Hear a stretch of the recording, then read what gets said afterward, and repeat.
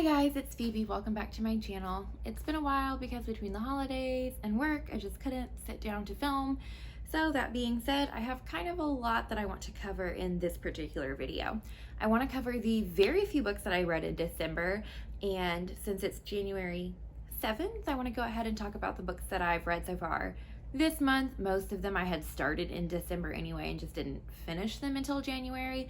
And then one of my New Year's resolutions for 2021 is I want to be more intentional about the books that I read.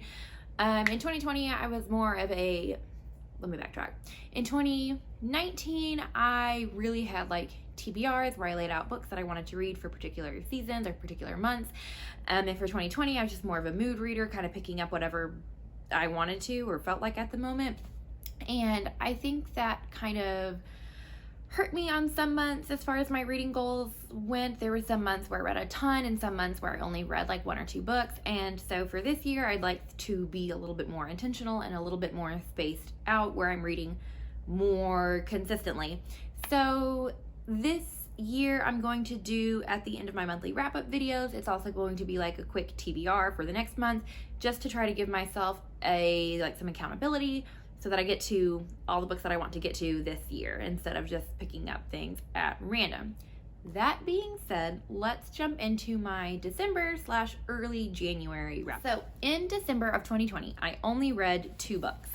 I read 12 Patients, Life and Death at Bellevue Hospital by Eric Mannheimer, or Dr. Eric Mannheimer, who used to be a doctor at Bellevue Hospital in New York. This book, and also fun fact, this is the inspiration for the TV show New Amsterdam.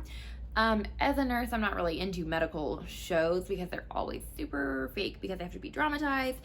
But I was interested to read this book because as a nurse, I'm interested in nonfiction books on medical topics. This book I felt kind of lacked direction. I did like the premise of it. I liked what it set out to do. It is a book about 12 different patients. One of the patients is the doctor himself, the author, and his cancer treatment. And all the different patients have, besides their medical issues, there's also some kind of social issue going on.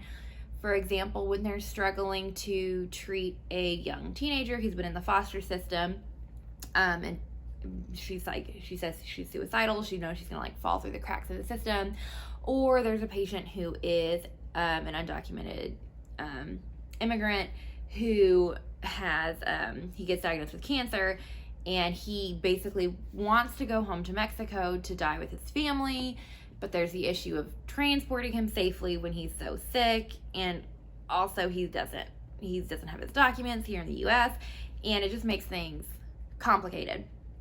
So all of those were really interesting stories. I do appreciate kind of getting a holistic look at patients because a lot of times I feel like our policymakers don't look at the social issues that the patients face in the hospital and in their treatment plans. However, I felt like some parts were really long-winded. There was way too many details in some areas that were just unnecessary. So at the end of the day, I didn't love this book, even though it was interesting. The other book I read was You by Caroline Kepnes, obviously the inspiration for the popular Netflix TV show.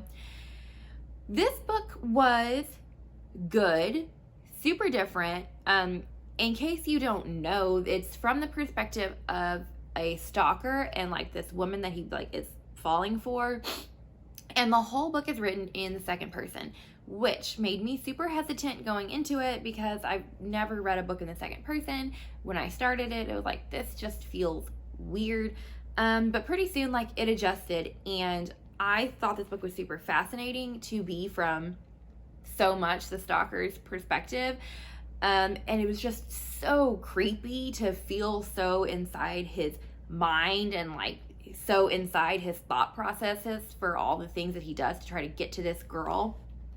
There is a sequel to this book, Hidden Bodies, I believe, yes. And so I'm really excited to read that one and continue with this story. Not like a favorite of mine, but definitely super creepy, super cool, super different. Happy that I read it. Then there were two other books that I started in December but didn't finish until January. But since of when I'm filming, I'm just gonna go ahead and talk about them now. I read An Absolutely Remarkable Thing by Hank Green. I really wanted to love this book. I had such high hopes for it. I love Hank Green. It sounds so cool. It's a sci-fi, like, first contact with aliens novel, about like a young woman who is like the person who discovers the aliens and kind of becomes like their spokesperson. To me, this book ended up being not what I was hoping for, because it was more about the main character's adjustment to being famous, as she becomes like basically the spokesperson for these aliens. She becomes like almost a political figure, and so it was more about her personal adjustment with becoming a celebrity instead of what I was really hoping for, which was science and aliens. I know that this book is also, I don't believe it's out yet, but I know this book is going to have a sequel. It might be the beginning of a series, so I am excited to keep going with that. This book ends on a super cliffhanger, and it wasn't bad. It's just not what I was hoping for, and so I'm hoping that the following books will have more aliens, more science, things that I was reading it for. Yeah. And then I read the very popular book, The Diviners by Libba Bray. This book, again, kind of lukewarm about. It was good. Liked the characters, liked getting into the 1920s New York world. That was really interesting. But as you can see, this book is pretty thick. And I feel like everything that happened in this book could have happened shorter. On the one hand, the length did give you more time to, again, immerse yourself in the world, get to know the characters better.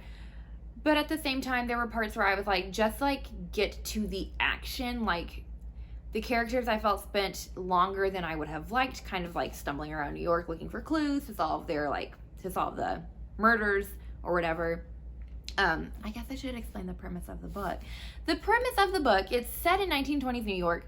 Our main character, Evie, gets shipped off to live with her uncle from Ohio because she has gotten in trouble. Evie has like a power. She can touch objects and tell things about the person that the object belongs to. And she ends up having to leave Ohio because she was doing it, like, she was drunk one night at a party and she was holding something that this guy had, and she was like, oh, you made such and such like pregnant. And it's the 20s, so it's a huge scandal. When she's out in New York, these mysterious murders start happening. As we meet the rest of our main characters, we learn that they also have powers. They are the diviners. So it's got supernatural elements. Anyway, all of that, super interesting. There were just parts of this book to me that dragged. I wanted them to, again, solve the murders faster, find clues faster. It was like they just kept kind of bumbling around for too long for my taste. Not a bad book, just not my personal favorite. Then I also wanted to end this video while I'm doing this. I wanted to go ahead and talk about the book that I'm currently reading. I'm about halfway through it. I already know what my review is basically going to be, so I just wanted to go ahead and do that now while I was sitting down talking about a bunch of random things for the end of the year and the beginning of the new year. So, the book that I am currently reading, totally not something that I like my normal books that I read. It is A Lineage of Grace by Francine Rivers. Francine Rivers is a Christian author, for those of you that don't know. This book is actually 5 books in one. It's about 5 different women from the lineage of Jesus, and it's basically her creative take on their stories to try to give you a more personal look, I guess, at their life and stuff like that. This book is exactly what I should have expected it to be, but did not expect it to be. I will say, obviously, if you watch my videos, know I don't read Christian fiction. Probably the only Christian fiction I've read has been by Francine Rivers, and I've actually been wildly impressed by it. I really love her trilogy, The Mark of the Lion. So good. What is the other one? It's about like the gold rush in California. Literally, what is that book called? It's also so good. This book, because those books are Christian fiction, but I feel like it doesn't it kind of crams it down your throat, I guess, but the stories are just so good, and I really like the characters, and I like historical fiction if you do it well, and I just love those books. This book is, obviously more focused on sharing the gospel story, since the other books aren't like retellings of the Bible. They're like fictional characters. So there's, I guess, a little bit more room for creative freedom in the storytelling. This book is literally retelling of Bible stories, and so it is so much just like crammed down your throat Jesus that it's just not my thing.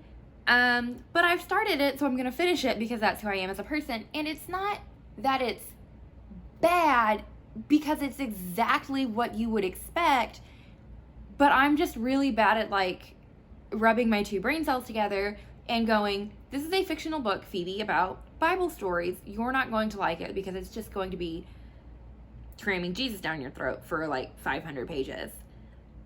And instead I was like, maybe it'll be a good, feel good, fun time. So make of that what you will. That's that book. I know my review of it is not going to change. I'm not going to love it. I'm not going to hate it. It just is what it is. And so to wrap this video up, let's talk about the other books that I am praying to get to in this month. These books I kind of just grabbed off my shelf at random because I am working so hard to get through the books that I have before I purchase any new books. And so right now I feel like I'm going through the scraps of like books last year that I never like felt like I was in the mood to just pick up. So now it's like, you have to read these books. But one of them is Dope Sick, Dealers, Doctors, and the Drug Company That Addicted America by Beth Macy. I will say I am really excited to read this book because, again, I'm a nurse. I work on a floor that is primarily sees back surgery patients. And so if you know anything about back pain or chronic back pain, you would know that that's a patient population that is usually has problems with opioids. So being someone who deals with the opioid crisis on a day-to-day basis and gets so freaking frustrated with doctors and drug companies and people who don't understand opioids, I am really excited to read this book and perhaps learn more about the thing that frustrates me and affects my day-to-day life so freaking much. Another book that I want to read in the month of January. I want to preface this by saying my roommate is getting married. I love weddings. She wants me to help plan her wedding. Super excited for that. So I want to read, I got to help us with this journey, is A Practical Wedding by Meg Keane. And so this is just a short little book. I'm just kind of hoping to skim through it, get some pointers. My roommate is going to have probably, she says, a long engagement, so I've got lots of time, but I figured might as well get the jump on it and read something because neither one of us know anything about planning a wedding, but that's exciting. Then on a heftier note, I want to read, I read the introduction to it, so I guess I kind of started this book already.